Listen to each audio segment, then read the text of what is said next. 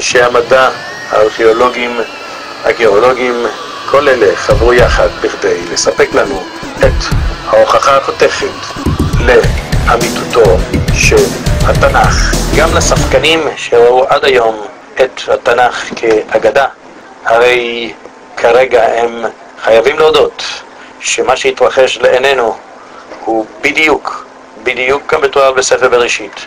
הן בגודלה של התיבה בצורה מדויקת הוכח שזה בדיוק 300 אמה 150 מטר, הן במיקום של התיבה שמתואר בתנ"ך כהרי אררט. הרי אררט בטורקיה, בדיוק שם במקום הזה התגלו הממצאים.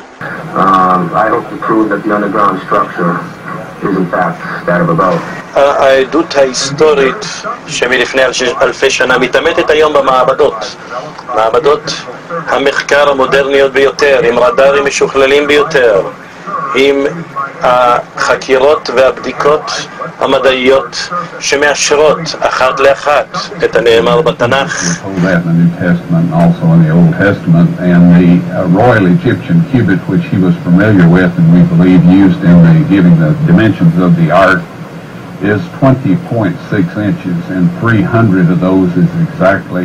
כאן אנחנו רואים כתבות בעיתונות העולם על תיבת נוח. הכתבות האלה שמאשרות את המחקרים ואת הגילויים המדהימים שעשו רעידת אדמה בעולם. האם אתם מאמינים שתיבת נוח קיימת, או שזה נשמע כסיפור אגדות? Could the legend that sounds like a fairy tale really become proven fact? Well, the search has been going on since biblical times, and in a moment you're going to meet some people who are positive they have found the Ark. Now, we know such claims have been made before, but a few months ago, these people came to 2020 with some new and intriguing scientific findings. We followed them to the mountains of eastern Turkey, and what you'll see is a bizarre adventure with a host of unlikely characters. Tom Gerald's story takes many twists and turns. החוקר כאן מראה לנו את ההר מרחוק, הר שמכוסה בשלג, השלג הזה שהצליח לשמר את האונייה עד היום הזה. מדידות, סימונים, אתם רואים את הבדיקות עם הרדארים המיוחדים, מדידות וסימונים נתנו תוצאות חד משמעיות על הצורה של תיבת נוח. It does not represent natural geology. It's some man-made structure.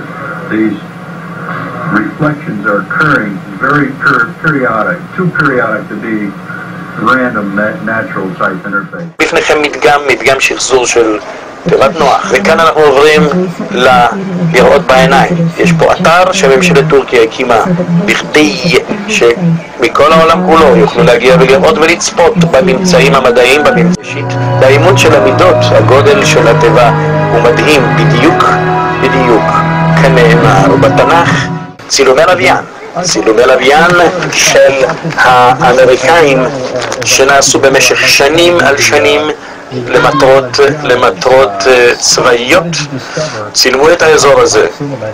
כעת משתחררים הצילומים האלה. Very unique object. It wasn't impressive to look at from a distance when we got up close to it. It had a lot of resemblance to wood.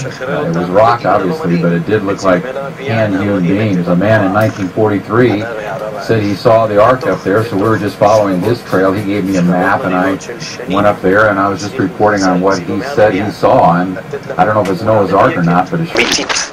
פה את חוקר צילומי הלוויין. And we've been looking for the Ark on Arat, and then we finally realized in the Bible, you know, it's giving us clues that the Arat mountain range, so we started going there, and I've been looking for the Ark for a long time, so I try to have guarded optimism. When we came upon this object, our hearts skipped a beat, because this looked just like the side of a ship, and obviously it was rock, and not a geologist, but boy, when you get up next to it, it's real impressive when you get up close. ראש צוות החוקרים שלנו, אבל הלב שלי החסיר פעימה. כיצד הצליחה תיבת נוח להשתמר כל כך הרבה שנים בצורה כל כך מדויקת עד הרי אררט? באמת, כיוון שזה סנסציה עולמית, גילויה של תיבת נוח בצורה כזאת מדויקת שמותאמת לסיפורי התנ"ך, הביא לנו תגלית מדהימה. זו חשיפה לעין המצלמה שמאשרת לנו שבתנ"ך למעשה אין אגדות, זה פשוט אוסף של עובדות מדעיות. The more we investigate, the more we discover that the biblical stories regarding Exodus are reliable. Wrought by the 10 plagues, Pharaoh relented and freed the Hebrews. As the Hebrews began the exodus out of Egypt, the Bible says that Pharaoh changed his mind and chased after them. This proves scientifically that the large number of chariots described in historical texts are actually true and cannot be dismissed as impossible. With the Pharaoh and his chariots in hot pursuit of the Hebrews, the Bible sets the stage for the miracle of the sea. And the Lord drove the sea back by a strong east wind. The chariots of Pharaoh, strong east wind. And the waters returned and covered the chariots and all the host of Pharaoh. There are no official records of the cataclysm. It's not something the Egyptians would have been proud to remember, but an inscription from the time does make an intriguing reference. When I, Pharaoh, allowed the abomination of the gods, the immigrants, to depart, the earth swallowed their footsteps. This was the directive of the primeval water, who came one day unexpectedly. Hebrews journeyed into the Sinai wilderness.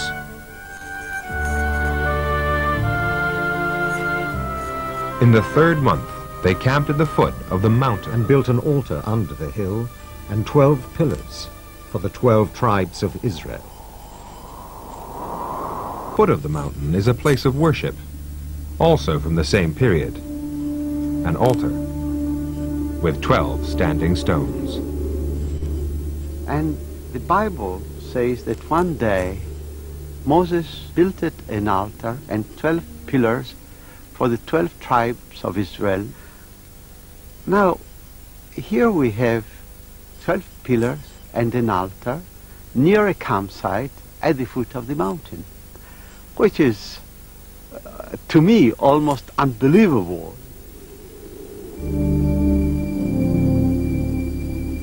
But perhaps the most remarkable feature is a 2000 BC rock carving found on the plateau.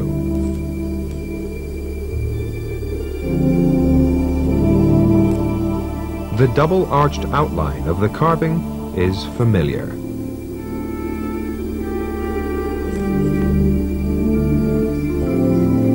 It's similar to later biblical illustrations of the tablets of the law. But the parallels go even deeper. The carving is divided into precisely 10 squares. Professor Anati believes it's a symbol made by Moses' followers as a reminder of the 10 Commandments. The shows that the story of Moses and the Exodus can no longer be dismissed as the figment of a scribe's imagination. But this leaves one final question. How did the Bible get so many of its facts right? Explain why the archaeological record matches so well the biblical accounts. The bondage of the Hebrews, Moses' upbringing in Pharaoh's palace, the 10 plagues of Egypt, the parting of the Red Sea, and the 10 Commandments. The Bible remains the foundation of faith for 2/3 of the world's population.